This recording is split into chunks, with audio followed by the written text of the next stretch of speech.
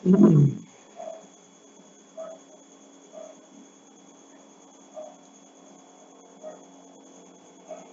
ayun nga, ang code natin diyan. So, ipapakita kami ngayon as isang full application na dinevelop namin sa Flutter. So, ngayon, before tayo magsimula, so magpapakilala muna kami. So, una ito na yung sarili ko.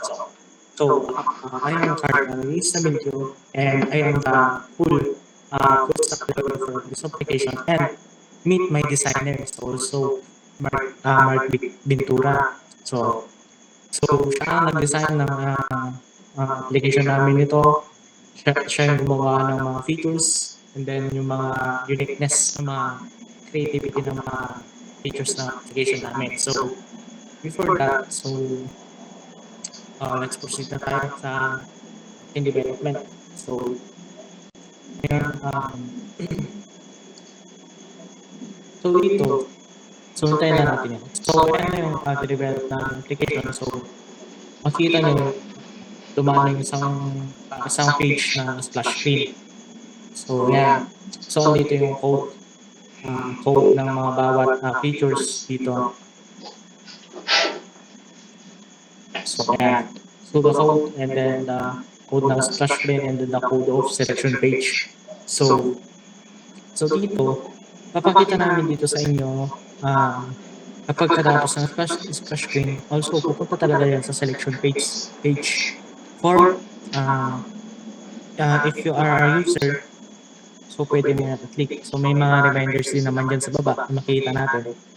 So ito, makita natin ito reminders, mabubusahan natin yan para maging guide natin dito sa application ito. And so ayan, sabi niya dito, choose one if you want to book a car for your destination. Just click users buttons. If you are a freelancers. So freelancers, so yung mga iba, extra lang na gustong kumita ng pera, pwede na lang gamitin yung application na to. So, ayan. So, end one, to site live, just click rider buttons, and thank you message. Ayan. Thank you for using this app. So, may encouragement siya. So, now, uunahin muna natin dito si user. So, papakita mo na kung anong laman ng users. Nakakagulo na. So, ayan. So, medyo nakakantala. So, ayan. Itinagin natin yan. So, ayan. Bawat pag-click natin dito, also nagkakaroon din siya ng parang record dito. So, to maintain, para malaman natin kung if yung click ba natin na yun is may error. Kasi hindi natin malalaman dito sa may application kung nagkaka-error siya. Kasi mag-display na lang yan basta-basta. Hindi natin makita yung parang error na, halimbawa, itong post field na to, hindi magpapakita ng error dito kasi parang nasa ilalim siya ng code. Yan. Kapag nag-request ka ng sample, nag-type ka dito, hindi siya mag-fetch, parang gano'n. Ngayon, kapag halimbawa, click mo yan, hindi siya mapupunta dito, magkakaroon siya ng parang warning dito. So, sasabihin niya yung error, parang gano'n. So now, since wala pa tayong data o Gmail na ilalagay, so papakita ko muna sa inyo kung saan lahat na pupuntang mga data na nilalagay natin in login, sign up, also the forms, ganyan. Now, dito ko papakita sa inyo. So dito, search lang natin yan, Firebase. So type natin, so Firebase. So ayan. So dito makikita natin. So to console. Click na natin yon. So now, if hindi pa kayo nakaka-create ng Firebase project nyo, ito lang yung pindutin ko. So sunod-sunod na yan yung process niya. meron din mga tutorial dun sa mga YouTube na pwede natin pagkuhanan ng idea or guide. So, ayan. So, since nakagawa naman ako ng project ko, ito na yung gagamitin ko. I-click ko lang yan. Then, ayan. So, dito, punta tayo sa authentication. So, wala pa yung laman. So, maglalagin tayo mamaya tingnan. Magkakaroon ng data yan dito. So, ayan. Ito try. So, pupuntahan natin, please sign up muna para magkaroon tayo ng data. Kasi kapag sa login, wala siyang magiging parang credentials na pagkukuhanan kung yung Gmail na ba yun is nakalagin. Parang gano'n. So now, lalagin ko muna yung Gmail ko. So ito na, magpakita siya agad. So, gawa lang tayo ng password. Ini strong password kasi strong siya. Para hindi siya magkaroon ng parang mahahack yung account mo na ganito, ganyan. So, lagyan na.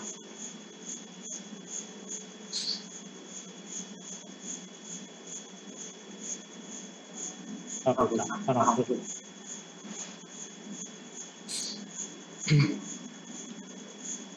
Now, ayan, pumasok na siya.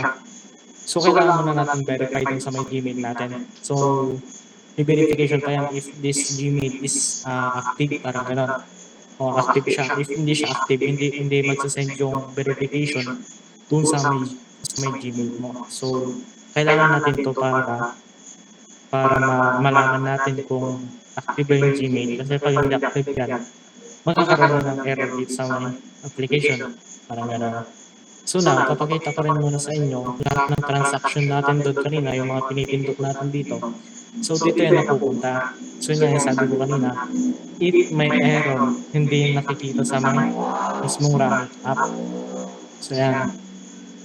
So nakaraan lang kasi tayo sa may Chrome, kaya ganyan yung design. Ay, sa Edge, kaya ganyan yung design niya. So wala kasi tayong Android Studio na pwedeng pagkuhanan ng compiler. So, ayan. Dito muna tayo pa. Pansamantala. So, lahat ng mga natin. So, ayan no, sample lang yan. Lahat ng mga ginagawa natin is nare-record siya dito to determine kung ano ba yung magiging problema ng application na yun. So, makita natin lahat yan. So, ngayon, susunod natin gagawin since kailangan na natin verify yan. Punta lang tayo dito sa may Gmail natin. So, Gmail login. So, ayan. Punta na natin yung Gmail na nilagay natin kanina. So, ayan, nagpakita na siya agad. So, ayan, click natin yan. So, ito, click na natin itong link. So, wait lang natin. So, ayan, verified na tayo. So, simple function lang yung nilagay ko dito para pakita sa inyo kung ano yung anong kina-important nitong function na ito. So, then, click natin yung I-verify. So, ayan. So, mayroon siyang stock bar doon. So, ayan, nakapunta na tayo dito sa may homepage ng application natin. So, ngayon, makikita nyo dito na yung mga sasakyan na gusto natin i-book. So, ayan, magkakaroon tayo ng parang choice. Halimbawa, gusto ko nung car na to kasi maganda to. Ayan. Ay, kulang pala siya sa ganito, ganyan. Pwede pang iba. Ayan. Example, pwede itong Citroen Space Tourer Auto Diesel. So, medyo may kamahalan nga lang ang early at saka yung daily price niya. So, magkakaroon tayo ng choices dito. So, pipili tayo ano yung nagugustuhan natin sasakyan na pwede nating i-book. Kasi dito na nagsisimula yung journey ng application natin. So, kumbaga, mauuna yung pag-process natin kung yung application natin is tugma ba dun sa may mismong features. So, ayan, ito yung features na parang suggested ng designer ko. So, si Mark Ventura. So, ayan.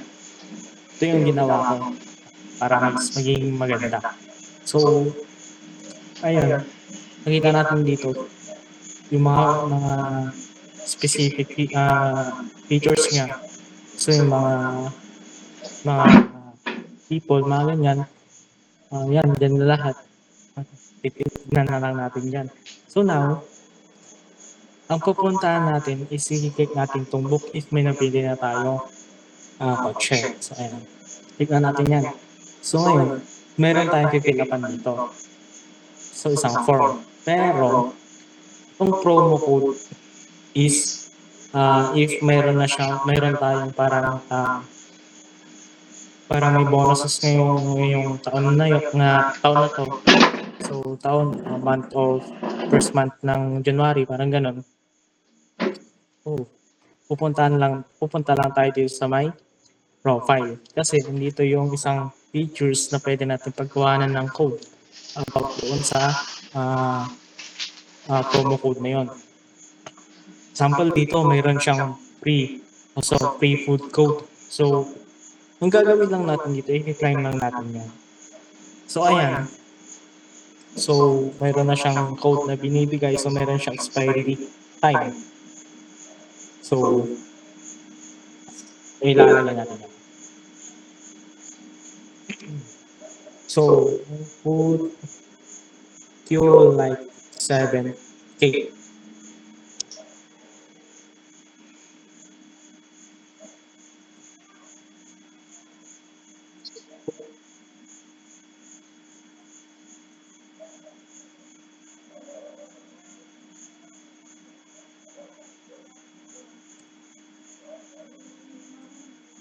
Yan. So, ito na yung magiging promo code natin doon. Ngayon, fill up lang tayo dito. So, yung mga personal information natin. So lalagay example. So, lalagay ko yung pangalan ko. So, ayan. Okay. Sobra. Then, mapalito natin. Kung nakikita yung papansin nyo guys, wala siyang middle initial. Kasi hindi lahat ng mga tao is may middle initial. So, hindi natin i-require yun when the development. So, kailangan natin iwasan yung mag-require tayo ng mga middle initial kasi lahat ng yung iba naman mga tao is wala namang middle initial. So, hindi natin i-require yun. So, next is enter natin yung phone number. So, yung phone number, kasi ito yung isang pinaka-unique features na lalagay dapat natin sa lahat ng mga forms na i-develop natin. So, 0995.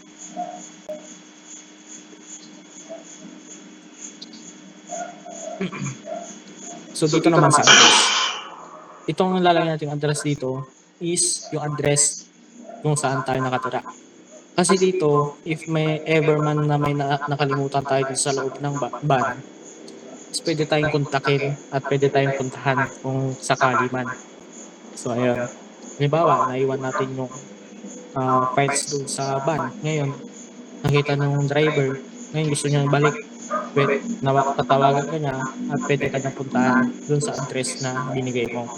Ayan. So, lalagay ko ng address.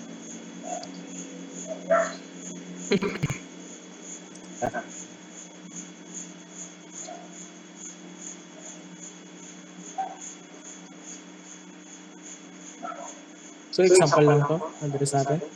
So, zip code. So, the zip code ito Pangasinan. Lalala natin, 2428. So, ito automatic na yan.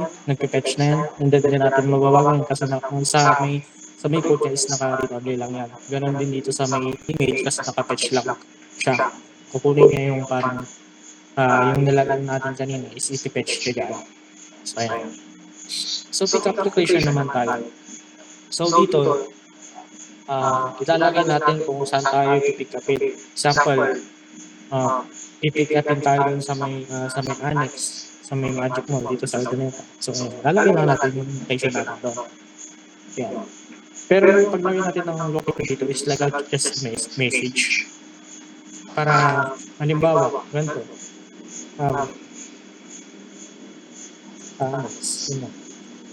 Annex or United City.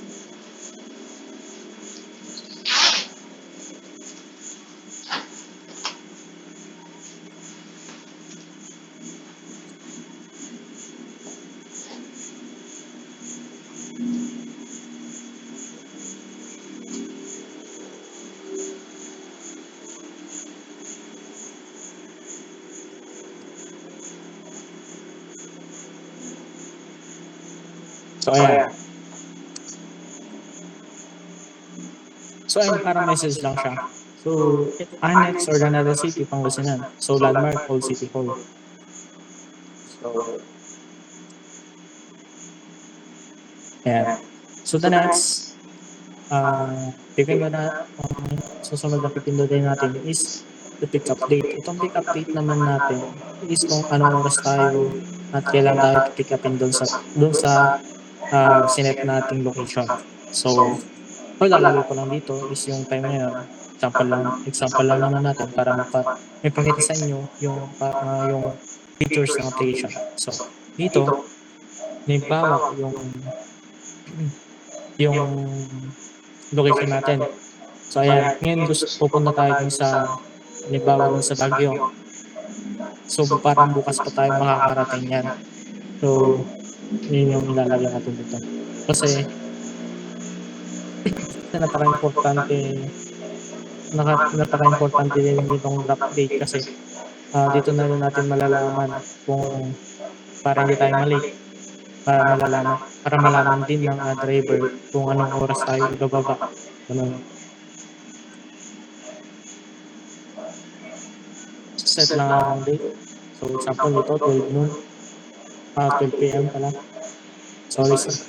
So, yung susunod na naman natin na gagawin dyan is that if the driver is age is between 30. So, ito rin isang features na nilagay natin kasi para nung 30 to 65 is meron na siyang pangalaman sa pag-drive sa kalsada.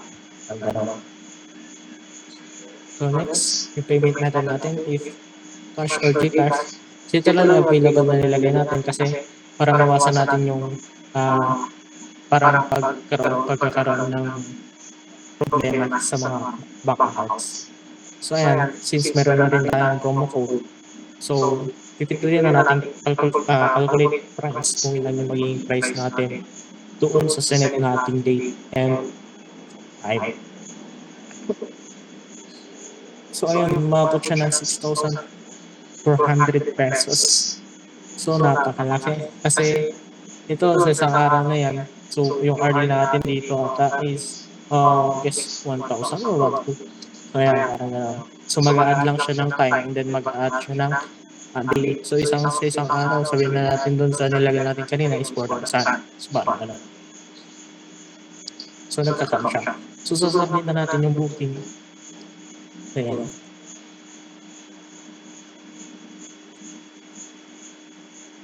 So, ayan. Submit na natin. So, dadali na siya dito sa may record natin, sa may bookings, para malaman natin kung yung bookings natin. Yan, magkakaroon tayo ng parang guide dito sa bookings natin. So, dito na informations. So, ayan. Nakita na natin dito lahat. So, pwede mo rin siya i-cancel if possible na mayroong problema. Pwede natin i-cancel yan. So, applicable din yan sa isang features natin. So, hindi dapat mawala yan. Kasi kapag walang cancel booking, dire-diretso na yun.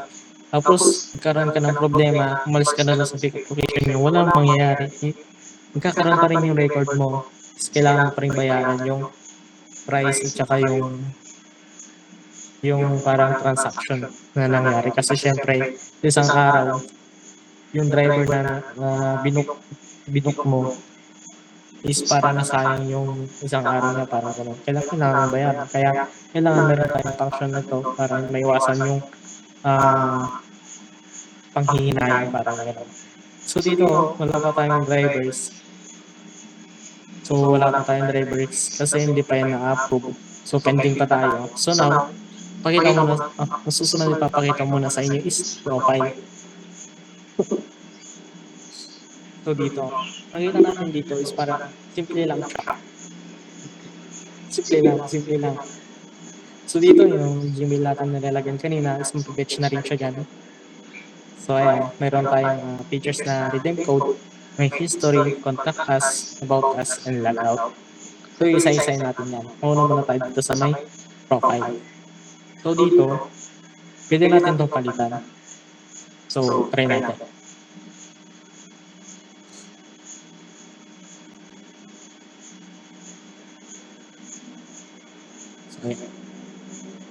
So, ayan, sample niyan. So, meron na tayong profile dyan. So, pwede natin palitan yan kung ano yung gusto natin ilagay na profile. So, then next, is natin dito sa may history. Dito naman sa may history natin, booking history and review list. So, dito, sample, yan gaya ng sabi ko kanina, if nagkaroon tayo ng parang problema, gusto natin cancel yung bookings natin, yung mga transaction na natapos na, lahat ng yon is mapupunta siya dito sa may booking history. So, napaka-importante nito. Kasi kung sakali man na magkaroon ng problema kapag katapos ng transaction, is meron pa rin record na pagtitignan nila. So, ayan. Next. So, dito naman tayo sa contact us. So, dito naman, ma-flatter natin yan. So, pinapakita natin dito na napakahalaga rin ito kasi kapag nagkaroon ng problema dito sa may application, ano yung gagawin natin kung hindi natin makukontak yung roadbound community? Example, yung gumawa ng application, ano yung parang maging way natin para maayos to? So, kung walang ganitong features, hindi natin maayos yung isang problema na yun. So, ganun na lang yan. Malalaman na lang ng community na yun kapag sila na yung gumamit. So, parang ganun. So, now, ganito lang yung simple natin yung gagawin natin. Lalagyan natin yung pangalan natin.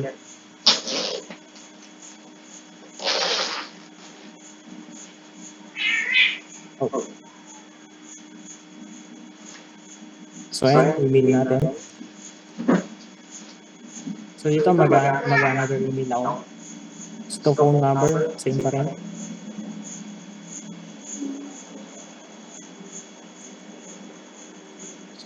So, the address, yung address natin, lalagyan natin dito.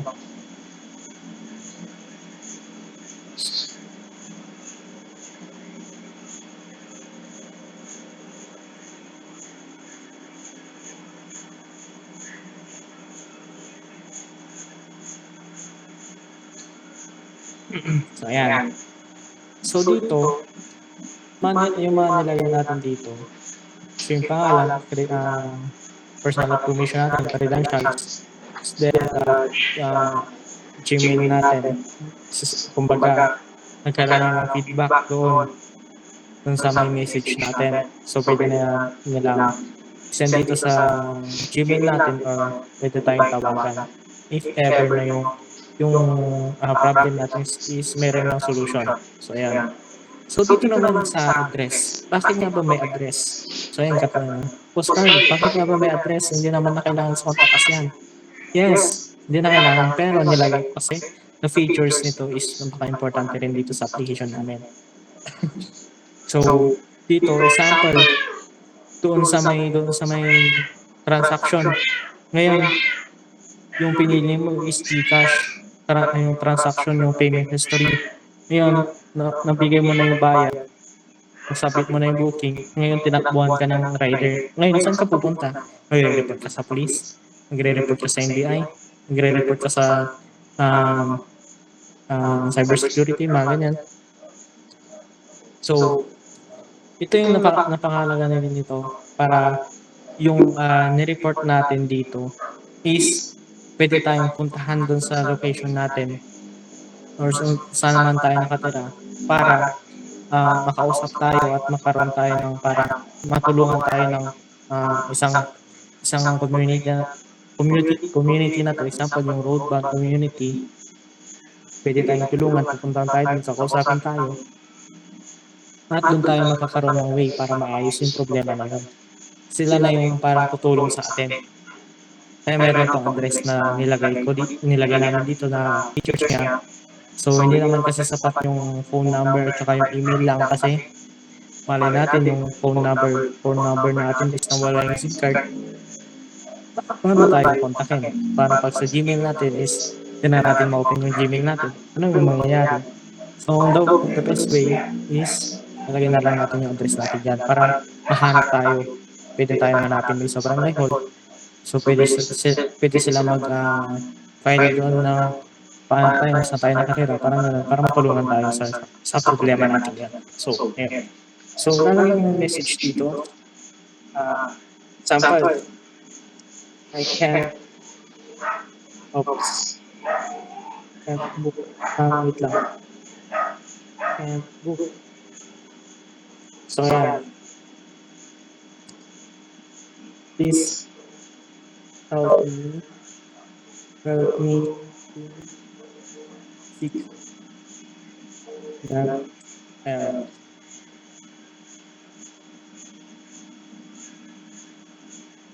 Thank you. So,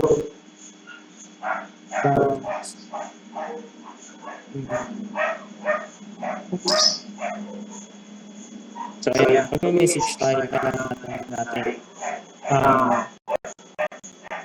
message natin para mag-send tayo. So ngayon, pwede natin kontakin, pwede natin puntahan ng Facebook page nila dito sa may baba. Nakita natin yung Facebook icon doon. So hindi na tayo naglalagay. So makita rin naman na dito yung Facebook official nila. So ayan. So yan, makita natin dyan. Pwede natin i-send sila chat yan. So balik tayo. So ngayon nalabasan natin yung form.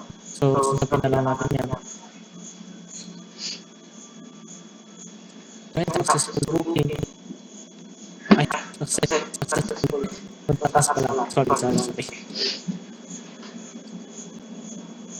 So next is the contact us.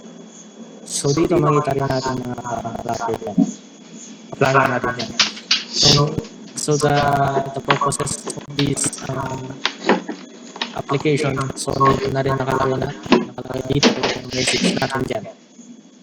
So yan.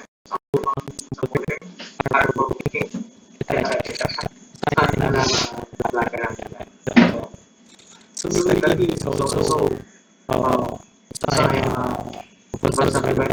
this application and then you exercise so the part so siya pictures so siya yung mawala ng mga process kung paano na ito para i-live para mag-receive yung page na i-prepare. So next question is sa amin para sa yung so siya yung umuusap sa para mawala ng application na ito. So extend our exercise advice for this continuous support guidance and membership throughout the development of the role of our target. This is accomplishment and hands-on feedback that we've been instrumental in helping us learn, grow, and build something so meaningful. And thank you for being our kailangan spiritual things so sa may sana marami siya tulong. Now, so by this contribution so balik naman tayo. So ayan, so dito sa lahat kung malalaga tayo, kailangan yan. So hindi natin yan. So are you confirm? Are you sure what talaga? So talaga. So ayan, talaga tayo. So kapag nag-click tayo. So now, punta pa naman tayo sa may admin sa atin. So papapakita sa inyo sa isa natin yan. Ngayon papakita ko sa inyo yung login para sa user and then the writer. So ayan. So since meron na tayong email kanina. So ayan, maglalagay tayo ito. Ngayon papakita ko rin naman sa inyo yung isang page ng Google Sign. Sign in with Google. So ayan, itlama natin yun. So pwede mo siya dito magpunta tayo sa skills dyan. Pagkatapos na pag-pindutin niya. So, since kailangan magpakita natin yung paano natin para pakita natin yung pag-sign very capable. So, ito.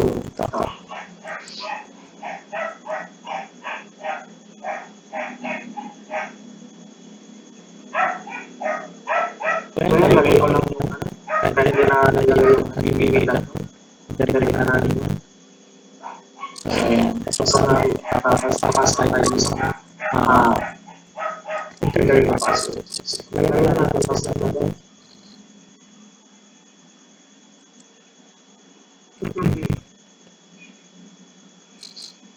So, ayan, meron tayong confirmation verification code. So, ayan, napakita ko sa inyo yung cellphone natin. So dito, makikita nyo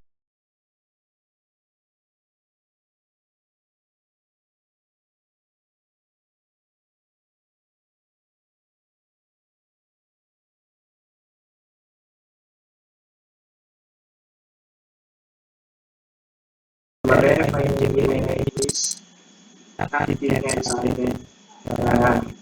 So, ayan, pasok tayo sa may admin side natin. Ay, makikita natin dito yung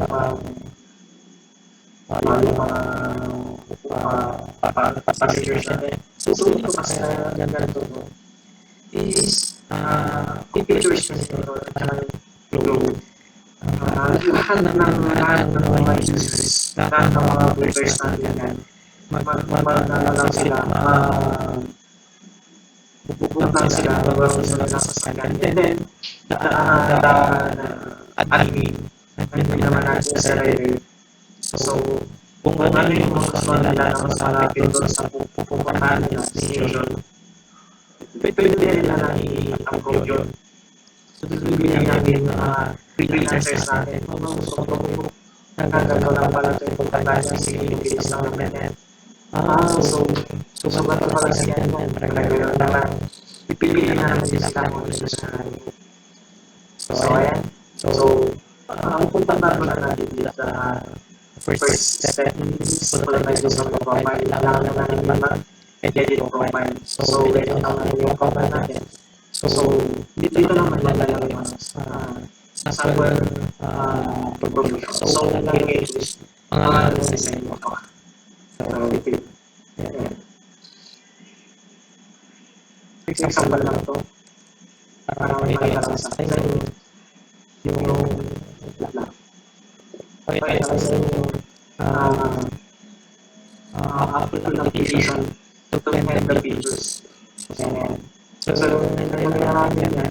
So, automatic yung nilagay na natin na email, mapapasya na repeated dyan. So, maglagay lang tayo ng phone number, example, 09 07 6 11 78 24 6 8 and then the address. So, yan.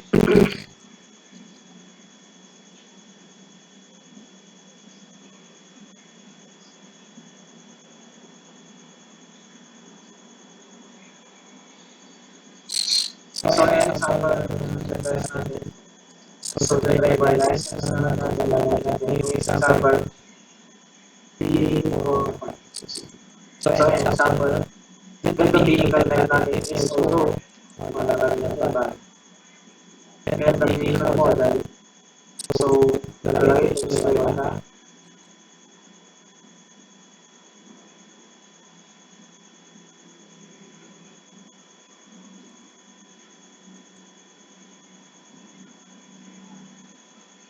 pula.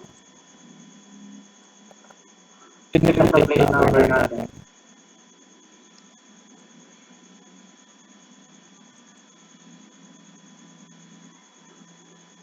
Ito naman, nilalagay natin dito.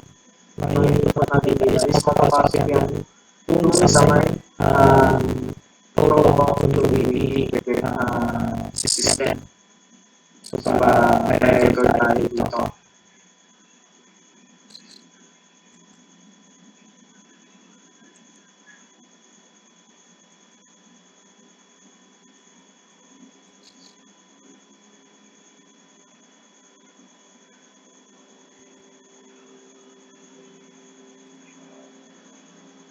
totally about may mga so yung mga nakaraan may EFI example na natin. So 1985, so sa mga na and then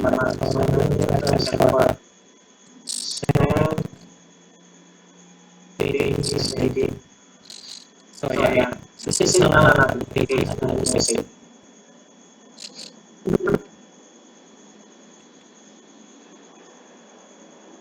Kaya tapos na. So dito test naman natin na may history natin sa natin.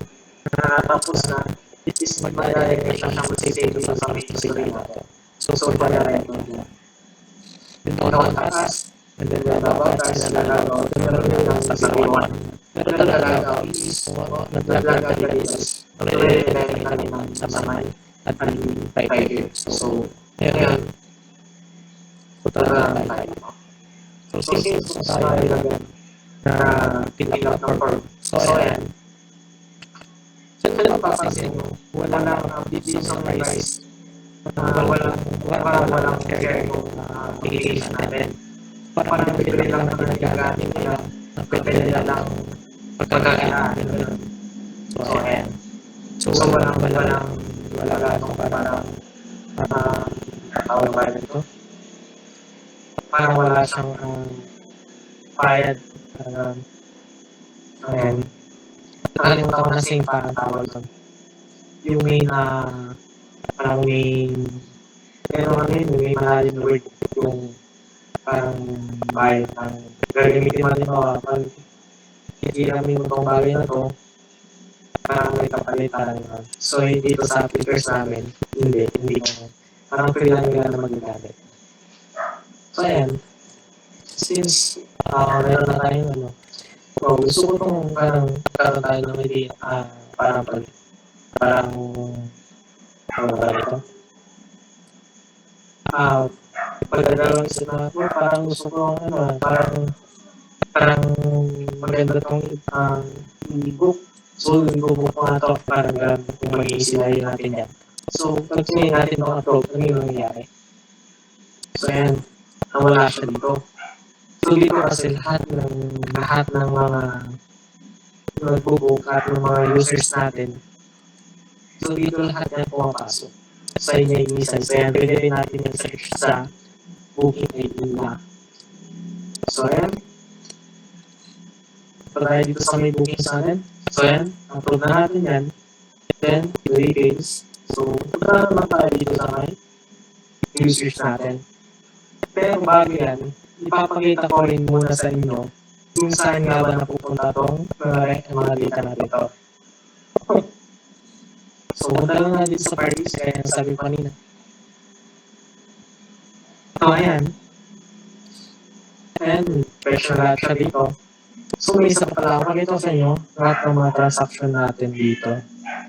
Dito sa Firebase Firestore pumapasok. So, gaya yung sabi ko yung mga information natin. Dito lang pumapasok. So, ayan. Now, the diverse information naman natin, dito rin yung pumapasok sa mga natin at itong contact us natin. So, ayan. Now,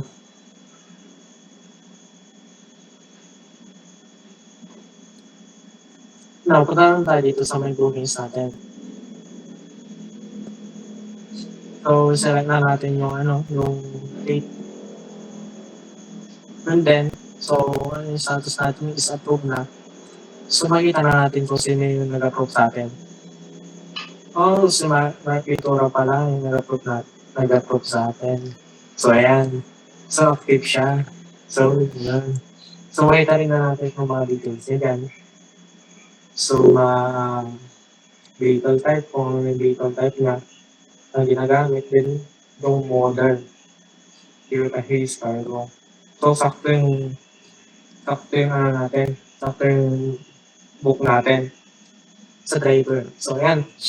So, now, itong features din naman na ito papakita ko sa inyo is na cancel booking. So, masasave yan dito sa may history record natin, booking history. So, ayan.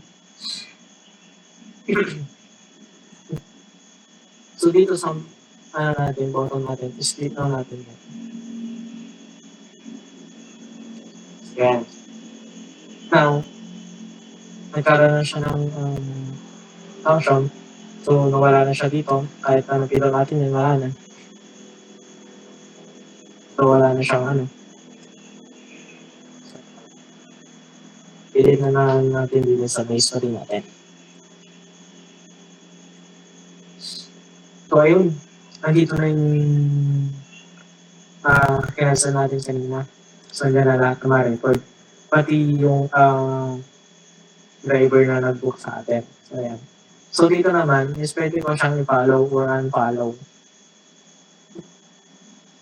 So, ayan. Na-follow ko na siya. And then, nagkaroon siya ng function dito. So, dito, mag-add siya ng 1. Ganun din doon sa kabila. Sa may admin side. So, ayan. So, ayan. Dito naman, pwede ko rin siyang i-rate. So, rate natin siya. Good. So good. So, ayan.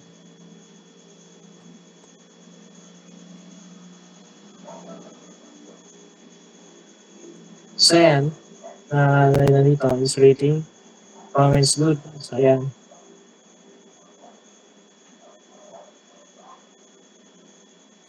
So, dito, nakalagay na rin na dyan. Kasi, makita na rin dito yung record niya. Yung ratings.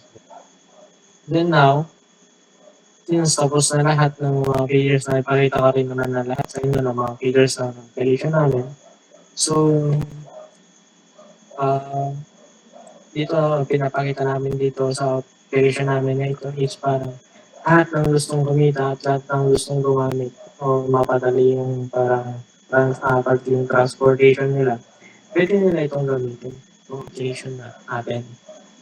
Kasi wala naman itong bayad. Wala siyang commission parang gano'n. So, basta ingatan lang natin yung paggamit kasi hindi natin alam na may mga problema, ganyan. So, yun. So, maraming salamat sa pakikinig at pagsama sa akin dito sa roadbound application natin. So, salamat mga ka-clutter. And, nga pala, baka may tanong ka pa, Mark. So, throughout our Ano, Mark? Kumusta? so throughout our development journey, Carl Aaron Estabillo played a pivotal role in bringing the project to life. As a dedicated programmer, he tackled complex challenges head-on while contributing significantly to the Android development side of things. In this segment, Carl shares the most challenging part of the project and offers a brief insight into his experience with Android development. Let's hear from Carl as he shares the most challenging part of the project and gives us a glimpse into his experience with Android development. So, what was the most challenging part of the project, Mr. Carl? No? Grabe naman yung tanong mo. Kaya, sagutin natin yan. So, the most challenging sa akin, siguro itong pagkuha ng mga API, yun yan. Pagkuha ng yung sa mga flow ng mga features natin, sa mga code. And hindi ko alam kung saan ko siya kukunin, parang ganun. So, tumitingin ako sa mga YouTube, sa mga GitHub, sa mga free na pagkukunan ng mga code. Ganun. So, dito rin ako kumukuha sa may documentation na Flutter. So, mahirap siya para sa akin. Pero kakayanin para maging maayos yung development natin. So, yun lang. So, baka may tanong ka ba? Pili natin sa Next is, can you briefly discuss Android development and your experience with it? Android development. Okay. So, ang experience ko naman dito sa pag-develop ng application is masaya siya. Sakit nga lang sa utak. Tsaka kailangan mo ng take times dito talaga. Kailangan mo ng oras. Kailangan mo pagtuunan ng pansin dito sa pagde-develop. Kasi pag hindi mo siya pinagtutunan ng pansin at wala kang goal, hindi magiging maayos yung development. Mm. Parang, ito, okay na to, bahala na dyan. Oh, bahala na si user dyan. Okay na yan, hindi naman din yung papasit. Parang ganun yung mga iniisip ko pag hindi siniseryoso ang development. So, for me, since may goal naman ako, na maayos magagawa natin na maayos yung development. So, yun lang. Maraming salamat. Baka may tanong ka pa dyan. Wala na, okay na. So ako naman magtatanong sa iyo. Siyempre, narinig ko lang naman. So, ayun. Ito ang tanong ko sa iyo. Mr. Mark Ventura, bilang isang dokumentaryo or documenter in English. So, what makes your app unique compared to others? Similar application. So, Okay. Roadbound is a road trip booking app that stands out by serving both drivers and users in one seamless platform.